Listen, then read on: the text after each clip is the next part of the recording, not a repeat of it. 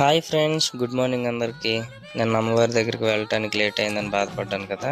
ఈరోజు అలా జరగకూడదని చెప్పి తొందరగా బయలుదేరాను. అలా బయలుదేరటం ఏమో కానీ అమ్మవారి పూజను చూడగలిగానండి. అమ్మవారి పూజ చాలా బాగా జరిగిందండి. అమ్మవారికి అభిషేకం కానీ కుంకుమ పూజ కానీ చాలా బాగా చేశారు. ఈరోజు అమ్మవారికి నైవేద్యంగా పులిహోర పెట్టడం జరిగిందండి. పులిహోర చాలా టేస్ట్గా ఉంది. మామూలుగా పులిహోర అంటేనే బాగుంటుంది, అందరికీ తెలిసిన విషయం.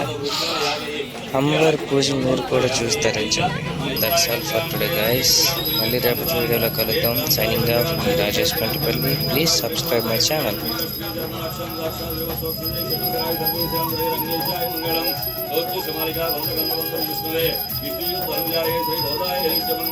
కళ్యాణాద్భుతగాత్రాయ కాళిదాసప్రదాయినే శ్రీమద్ వెంకటనాథాయ శ్రీనివాసాయ మంగళం.